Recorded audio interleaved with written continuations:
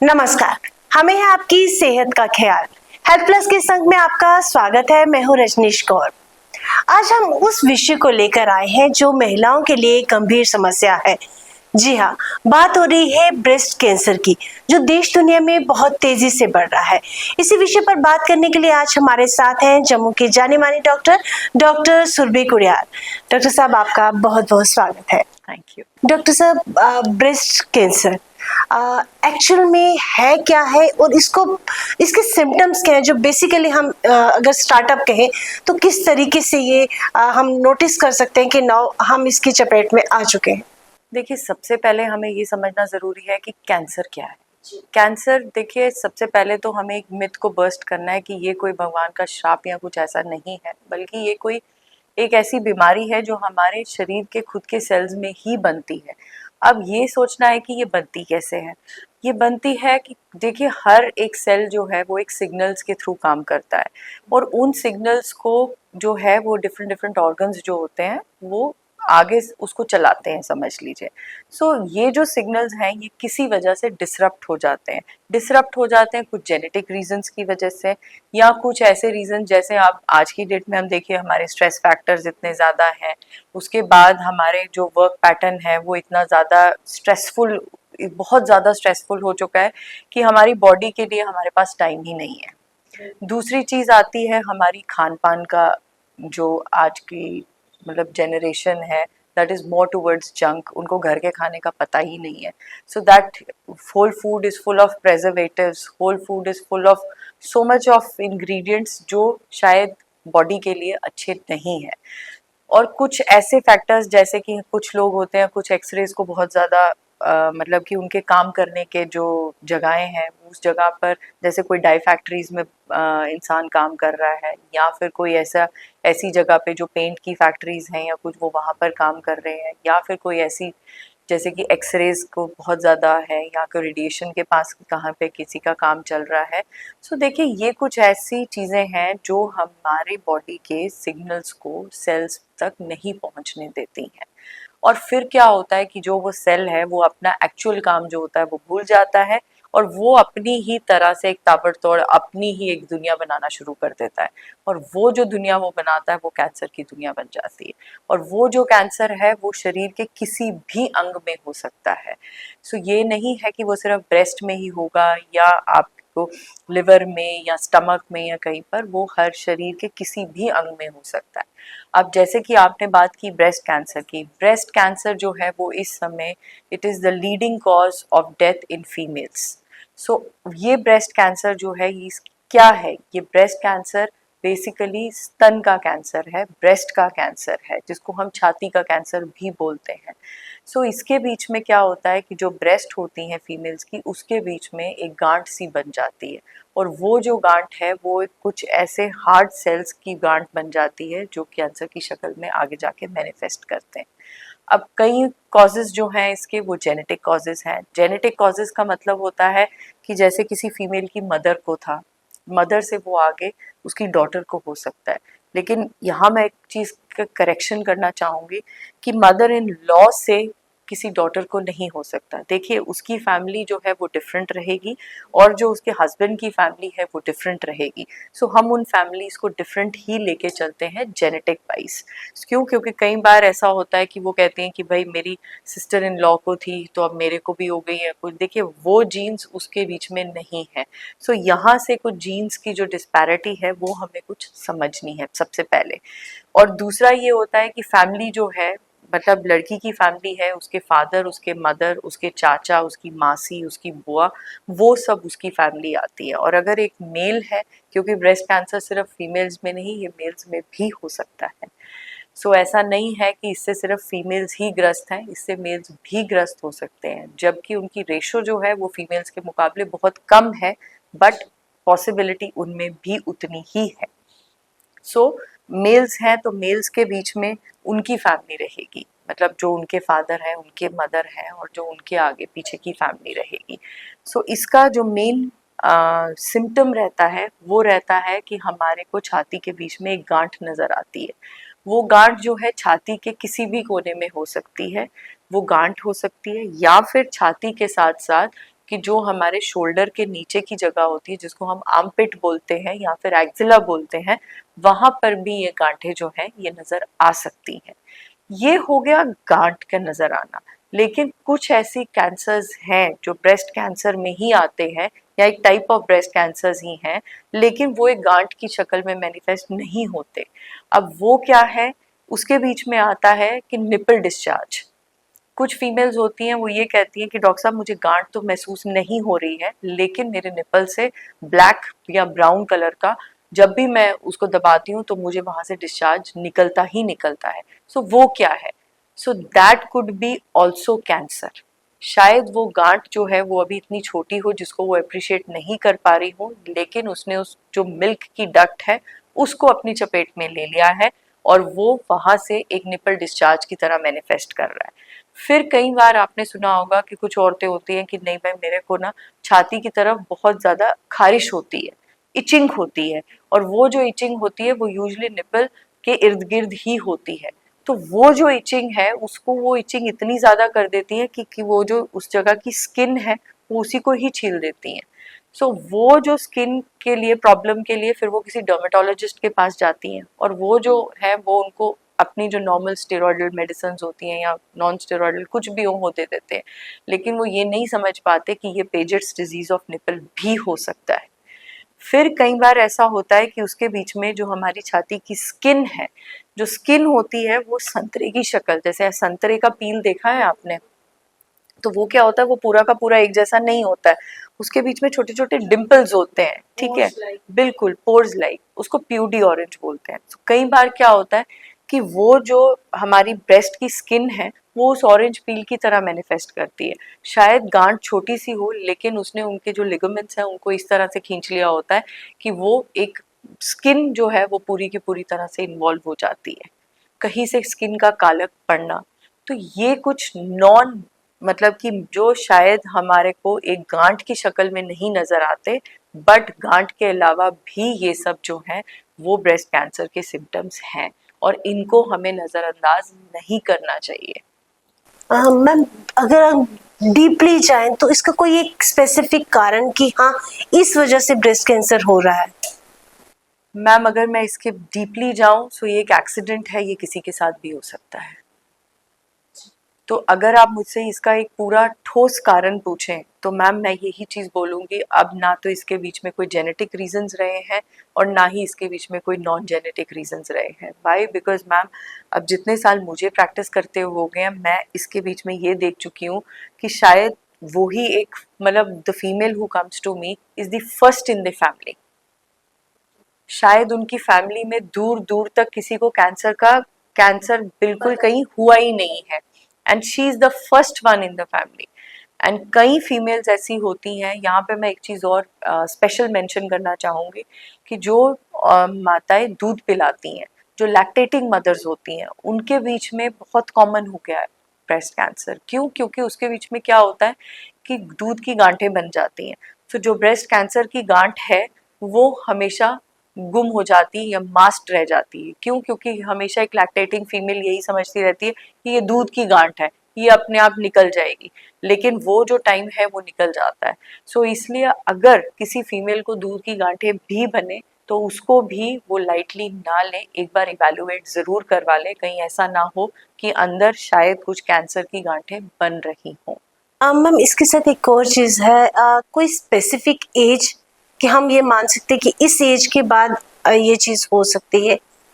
Ma'am ऐसे तो देखिए जो बुक्स कहती हैं कि 20-25 साल के बाद होता है, ठीक है, लेकिन मैम आज की डेट में जो मतलब जो अभी जो लीस्ट एज की जो फीमेल जिसको मतलब मैंने अगर बोलूँ कि मैंने ऑपरेट किया है, सो मैम वो 23 साल की रही है, ठीक है। सो मैम अगर आप मेरे से बुक की लैंग्वेज में पूछना चाहें तो उसका एक मतलब वो कहते हैं कि ये 40 से 50 साल की उम्र के बीच में ज़्यादा होता है, ये उससे छोटी उम्र में नहीं होता है।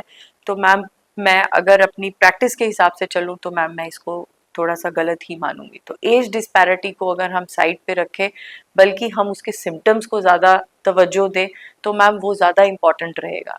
और दूसरी बात मैं यहाँ पे ज़रूर बोलना चाहूँगी कि हर फीमेल को जैसे ही प्यूबर्टी अटेन होती है सो उनको अपनी ब्रेस्ट का उतना ही ध्यान रखना चाहिए जितना वो अपने फेस का ध्यान रखती हैं।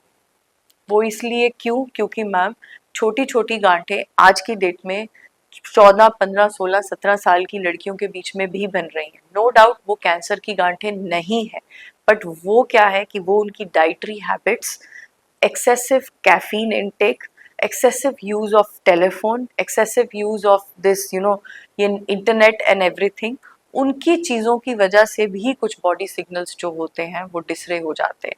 सो मैम उनकी वजह से जो है छोटी बच्चियों में भी ब्रेस्ट के बीच में गांठें बन जाती हैं। नो डाउट वो कैंसर की गांठें नहीं है। First of all let me clear one thing, every lump, हर गांठ जो छाती के बीच में होती है वो कैंसर की नहीं होती है until and unless proved otherwise। लेकिन हम हर गांठ को नजरअंदाज नहीं कर सकते। तो मैम देखिए ये छोटी उम्र से ही शुरू हो जाता है। आज नो डाउट वो गांठें जो छोटी उम्र में बनती हैं उनको एडिनोमास बोलते हैं, फाइब्रो एडिनोमास बोलते हैं, वो आगे जाके कैंसर में तब्दील नहीं होती हैं, लेकिन फिर भी उनको हम ऐसे नहीं छोड़ सकते हैं। मैम अगर डाइट और एक्सरसाइज की आपने बात की तो उसके लिए हमें स्पेशली क्या अपनी डेली रूटीन में ऐड ऑन करना चाहिए या किस तरीके का हमारा जो रूटीन होना चाहिए ताकि हम इन चीज़ों से थोड़ा दूर रहें या ऐसी कोई बीमारी हमें। मैम उसके लिए सिर्फ 3 चीज़ें हैं। 3 चीज़ें ये हैं, कैफीन, जंक और तीसरा आता है कि ma'am smoking alcohol. So ma'am ये 3 चीज़ें से अगर हम अपने आप को परहेज करेंगे तो हम काफ़ी हद तक कुछ चीज़ों से बच पाएंगे। Ma'am exercise is part and parcel, ठीक है, वो हैंड इन हैंड जाता है, फूड एंड एक्सरसाइज। हम हमेशा अपने बड़ों से भी ये सुनते आए हैं कि अगर अपना 3 टाइम खाना आप घर का अच्छे से खाओगे और अपना एक्सरसाइज जो है वो 40 से 45 मिनट दिन में एक बार करोगे तो तुम्हें कोई बीमारी नहीं लगेगी। ये शायद मैंने अपनी दादी, अपनी नानी, उन सब से सुना हुआ है, लेकिन हम आज की डेट में ये चीज़ फॉलो नहीं करते हैं। मैम अगर अवेयर करना है तो हम कौन कौन सी ऐसी चीज़ें हैं जो जनरली बच्चों को बता सकते हैं कि आप अपनी पर्सनली हेल्थ के लिए आप इन चीज़ों को यूज़ करके अवेयर हो सकते हो कि आप कहीं पे इन्वॉल्व तो नहीं हो इस चीज़ में कि आपको कोई कैंसर, क्योंकि मैंने वो सुना था कुछ आप हाथ से चेक कर सकते हो कि किसे। मैम उसको हम ब्रेस्ट सेल्फ एग्जामिनेशन बोलते हैं। So ma'am breast self examination जो है वो हर फीमेल को 20 साल की उम्र के बाद से शुरू कर देना चाहिए। और ब्रेस्ट सेल्फ एग्जामिनेशन में क्या रहता है कि हम अपनी 3 फिंगर्स, ये जो हमारी मैम कभी भी हम अपनी जो मतलब ब्रेस्ट को ना कभी भी आगे टिप्स के साथ कभी फील नहीं करते। यू शुड नेवर पोक your fingers inside, it is always with the जो हमारी ये फिंगर्स का ये वाला हिस्सा रहता है ना मैम, हम उसके साथ अपनी ब्रेस्ट को सर्कुलर मोशन में फील करते हैं। और मैम वी हैव लाइक मतलब हम जो कहते हैं ना कि जिसको दर्द होती है उसको पता रहता है कि उसको कहाँ पे दर्द है या एक पिंच है या कुछ। सो जब भी हम अपनी ब्रेस्ट को फील करेंगे, आपको महीने के बीच में एक दिन अपना सेट बांधना है कि मैंने इस दिन रोज अपनी ब्रेस्ट को फील करना है। अगर तो वो फीमेल मेंस्ट्रुएटिंग फीमेल है, अगर उनके पीरियड्स आते हैं, सो मैम पीरियड्स के 3 से 5 दिन के बाद ही वो अपनी ब्रेस्ट को फील करेंगे। क्यों? क्योंकि कुछ फीमेल्स के बीच में पीरियड से पहले ब्रेस्ट जो होती हैं वो सूज जाती हैं, हैवी हो जाती हैं। सो वंस द पीरियड्स आ जाए उसके 3 से 5 दिन के बाद ही वो ब्रेस्ट को फील करें। और जो फीमेल्स जिनको मेनोपॉज हो चुका है वो महीने के बीच में अपना एक दिन जो है वो मान ले कि मैंने अपनी ब्रेस्ट को फील करना है खुद। और अगर उसके बीच में उनको कोई गांठ या फिर उनको कुछ ऐसा लगे कि यहाँ से मेरी जो स्किन है वो अंदर की तरफ खिंची हुई है, या फिर निप्पल जो है वो पहले बिल्कुल ठीक था लेकिन अब अंदर की तरफ खिंच गया है, या फिर वो डेविएट हो गया है किस तरफ, तो ये सब चीज़ें जो होती हैं वो एक फीमेल, एक लेमैन जो है वो उस चीज़ को समझ पाएगा। मैम मैमोग्राफी, कीमोथेरेपी, रेडियोथेरेपी, ये हमने सिर्फ वर्ड सुने हैं, हम इसके बारे में डिटेल से जानना चाहेंगे आपसे। मैम देखिए मैमोग्राफी, सबसे पहले एक चीज़, मैमोग्राफी के साथ एक बहुत बड़ा मिथ है जुड़ा हुआ, और वो मिथ क्या है कि मैमोग्राफी के साथ हमें बहुत ज़्यादा रेडिएशन मिलती है, तो इसलिए जो फीमेल है वो मैमोग्राफी नहीं करवाती है। सो मैमोग्राफी कुछ नहीं है मैम, वो जैसे हमारा एक चेस्ट एक्सरे, जब किसी को खांसी जुकाम होता है या कोई हड्डी वगैरह टूट जाती है तो उनको कहते हैं ना कि जाओ आप एक्सरे करवा के आओ। सो मैम वो एक्सरेज हो गए हड्डी के, और चेस्ट एक्सरे हो गया जो एक हमारा लंग्स के लिए रहता है, सो मैम उसी तरह से ब्रेस्ट का एक एक्सरे होता है जिसको हम मैमोग्राफी बोलते हैं। सो मैम मैमोग्राफी जो है वो हम करते हैं 35 ईयर्स एंड अबव की एज से। 35 ईयर्स से पहले जो मैमोग्राफी है वो एडवोकेटेड नहीं है मैम। देखिए उसके बीच में ब्रेस्ट डेंसिटी का एक मतलब उसका एक रीज़न रहता है कि जो ब्रेस्ट होती है वो पहले डेंस रहती हैं। सो मैमोग्राफी के बीच में शायद कई बार कुछ चीज़ें जो होती हैं वो मिस हो जाती हैं। सो अल्ट्रासाउंड जो है वो उनके लिए एक बेटर मोडालिटी है 30 से 35 साल की उम्र के औरतों के बीच में।